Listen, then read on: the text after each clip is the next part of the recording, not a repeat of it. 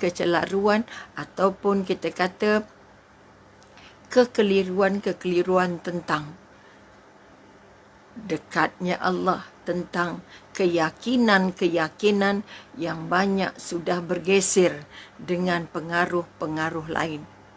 Sebab itu kita kata kalau bercakap pasal orang kepada pakar-pakar perubatan yang tidak ada Islamic base, maka dia mengatakan semua boleh diurus. Sebab itu kita kata COVID-19 belum ada.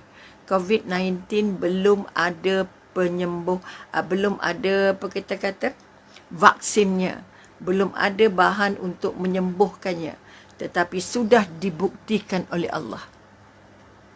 Rakyat Malaysia hampir kesemuanya sembuh, ataupun kita kata yang memang nak dijemput Allah itu bukan sekadar kerana COVID-nya, tetapi juga ajalnya sudah sampai. Maka kita katakan sekali lagi, penawarnya belum ada, vaksinnya belum ada, tapi kita yakin dan percaya setiap yang Allah katakan, setiap penyakit yang turun, pasti aku sediakan terus juga dengan penawarnya.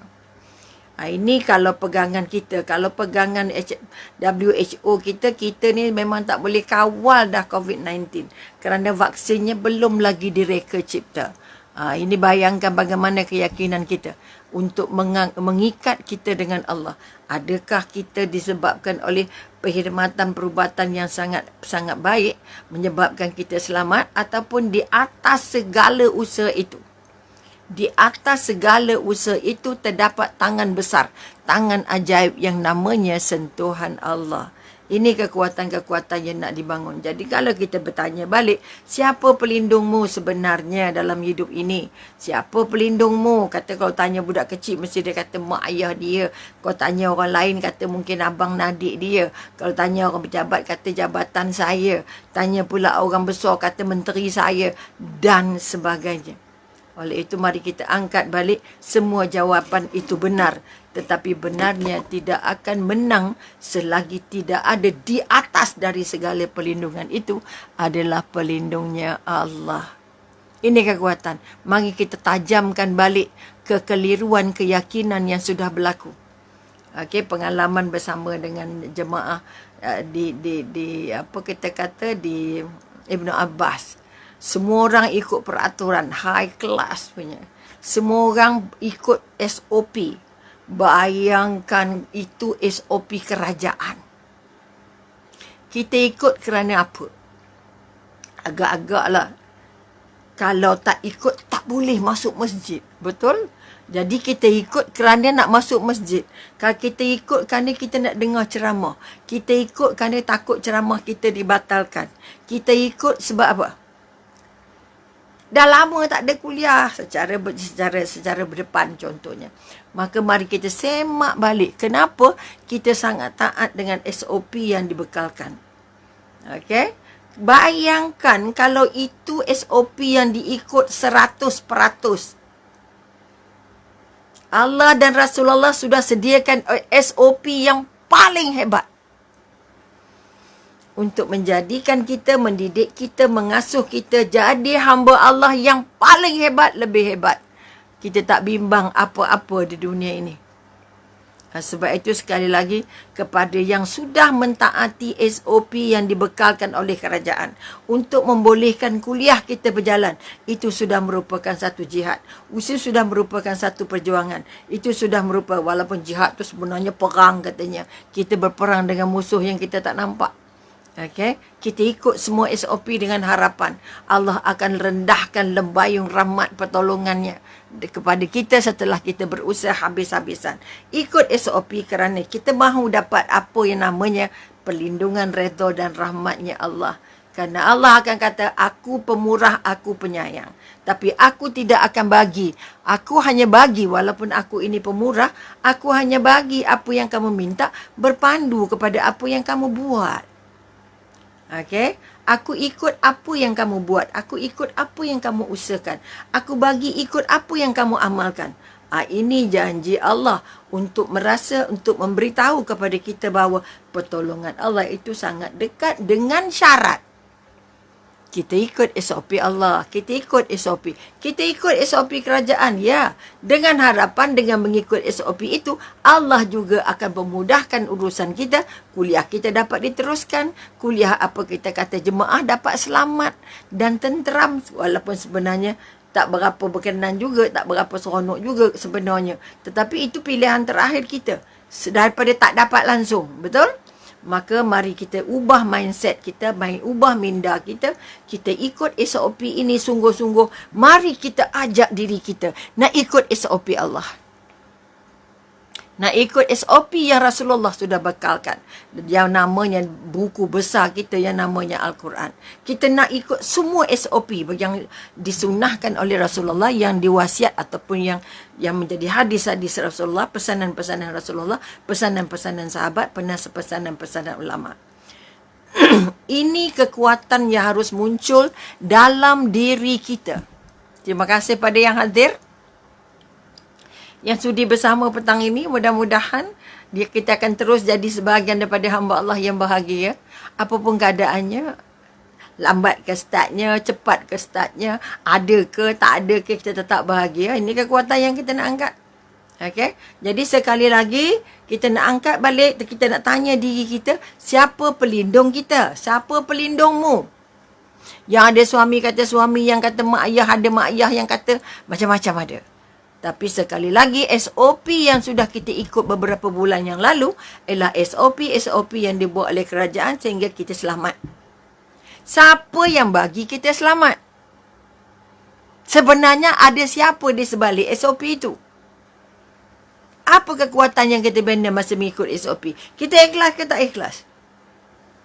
Kalau ikut SOP tapi tidak ikhlas, rungut-rungut, ya Allah lamanya noyeng-yong-yeng, banyaknya ragam kerinah hanya pakai mask ni, sesak nafas lah, apalah itulah ini.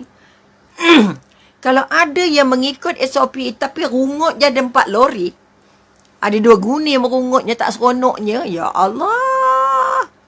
Ikut SOP tapi hati tak ikut, perasaan tak ikut. Rasa-rasa jadi ibadah tak? Rasa-rasa dapat pahala tak? Sebab itu ikut SOP kerajaan juga sahaja kita dah dapat dimudahkan untuk dapat kuliah. Bayangkan kalau kita ikut SOP Allah. Ya Karim, jangan ngumpat, jangan kita, jangan curi, jangan marah orang, jangan sakit hati, jangan kedekut, jangan susah tolong orang, jangan. Oh, banyaknya SOP Allah.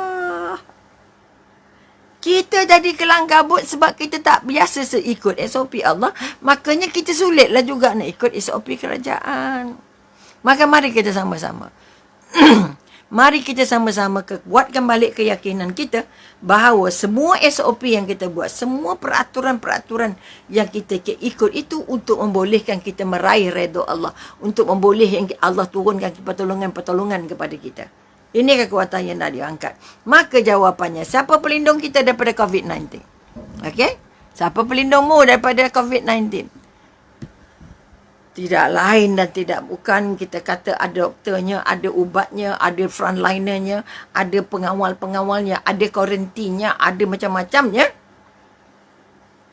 Di atas semua itu, bila Allah dah tengok semua usaha dan ikhtiar kita cukup baik, cukup kemas, maka Allah turunkan kesembuhan. Allah turunkan pertolongan. Tidak kira dia taat Allah ataupun tak taat Allah. Dia kafir ke, dia mukmin ke, dia beriman ke, tak beriman ke, Allah bagi sembuh semua. Allah bagi sembuh semua. Ini nak buktikan pada kita sekali lagi, Allah tidak pilih kasih. Allah tidak pernah tidak adil.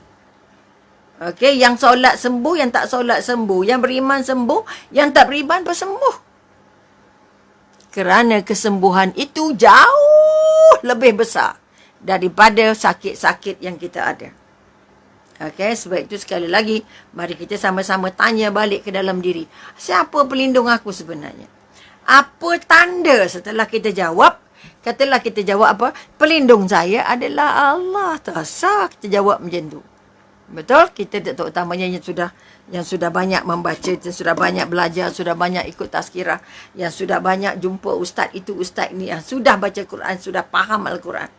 Sekarang ada Quran hour lagi dah. Pukul 12 ada, pukul 5 ada, pukul 10 ada, pukul 6 pagi ada. Kalau tak sempat juga, Allah, tak tahu nak cakap lah. Okay? Bagaimana buah daripada COVID-19, Allah berikan rahmat, idea, kekuatan kepada pejuang-pejuang agama kita yang dipelopori oleh Yayasan Ummah Ikhlas. Akhirnya kita bukan saja dapat Quran awal yang kita kata sebulan sekali, 2 bulan sekali, tetapi kita dapat My Quran awal setiap hari.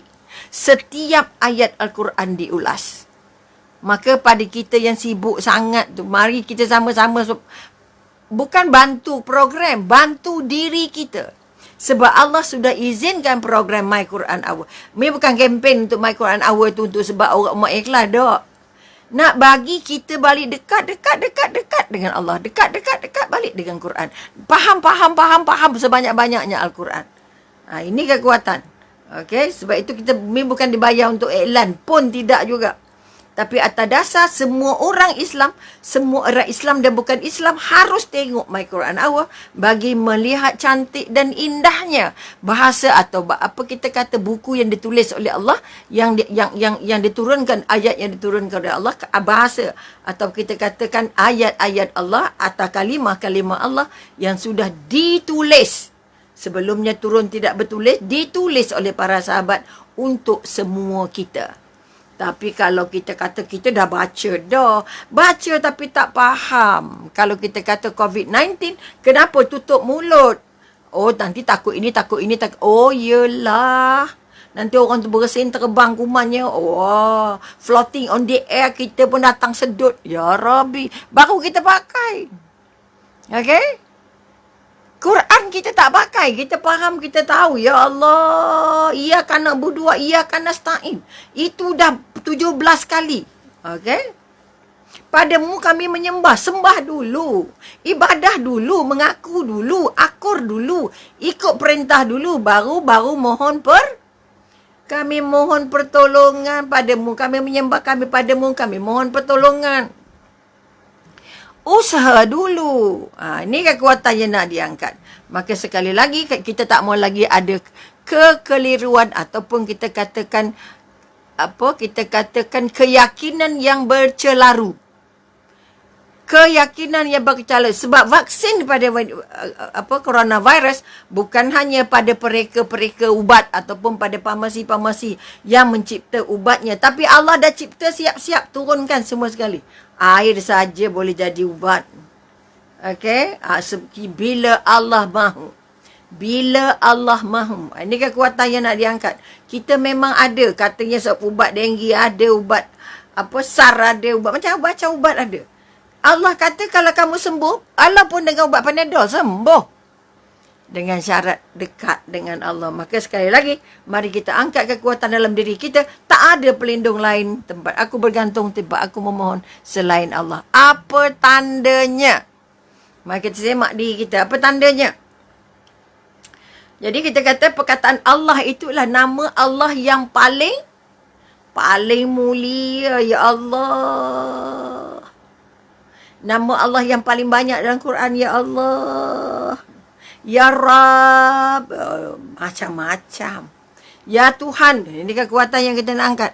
Cara kita kata nama Allah itu adalah nama yang paling mulia dan yang paling agung. Itu yang kita katakan perkataan Allah ini.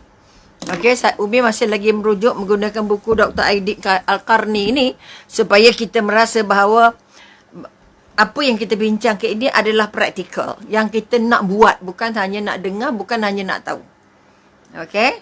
Sebab itu perbincangan kita semuanya benda yang kita nak kena buat. Bukan nak kita tahu. Sebab itu kalau tak ada 10, kalau tak boleh buat semua, jangan tinggal semua. Kalau semua tak boleh buat, tu dah nak mati. Boleh nampak? Betulkan balik mindset kita bahawa coronavirus ini Allah selamatkan negara kita ini kerana masih ramai orang baca Quran. Masih ramai orang minta dan sujud pada Allah. Masih ramai orang yang ingat bahawa ini adalah sentuhan dari Allah. Kuman ini Allah ciptakan. Allah yang bagi dia hidup. Allah yang bagi tabur dia ke mana-mana. Sebab kenapa hadir sampai ke seluruh dunia? Sebab Allah nak bagi rasa. Siapa paling besar? Yang hang sibuk nak kata, kami negara besar, kami negara berkuasa, kami yang ada bertilian paling besar di dunia. Kami menguasai segala market, kami menguasai segala benda. Okay? Yang mengaku kami negara pertama kuat ke, yang kedua kuat ke, yang ketiga kuat ke? Allah uji. Allah tunjuk kat mereka dan juga kepada kita. Siapa paling kuat? Amerika kuat ke? China kuat ke? Rusia kuat ke? Siapa yang kuat? Bila datang coronavirus, siapa pun yang menjadi puncanya, apa pun alasan mereka, kita tak payah tanya yang itu. Tapi sebenarnya, perancangan mereka tidak akan terjadi kalau bukan ada campur tangan Allah. Allah memang nak bagi kita. Okay? Allah memang nak bagi kita. Semua orang kena. Yang warak tak warak, yang solat tak solat, yang Muslim tak Muslim, yang beriman tak beriman. Kena. Okay? Sebab itu kita katakan, Allah nak sentuh kita. Siapa pelindung kamu? Kamu balik cari ubat kan? Kamu balik cari Quran? Kamu minta dengan manusia kan? Kamu minta dengan Allah? Kamu bergantung pada ubat kan? Bergantung pada usaha dan ya Allah, pada janji Allah. Maka baharui balik mindset kita, otak kita ni. Ya Allah, sesungguhnya, apa kita kata? Coronavirus ini adalah hadiah dari Allah untuk bantu aku ingat Allah ke tidak, aku faham Allah ke tidak, aku dekat dengan Allah ke tidak, aku merujuk pada Allah ke tidak. Aku minta pada Allah ke tidak, aku berserah pada Allah ke tidak. Sebab itu walaupun sudah katanya sudah sampai hujung-hujung, ataupun sudah jumlahnya tidak lagi membimbangkan, tapi kalau di Shah Alam dah pula habis coronavirus, datang pula denggi. Di mana-mana ada poster denggi dah. Contohnya nyamuk lah pula. Okay? Tapi nyamuk pun siapa buat? Allah buat.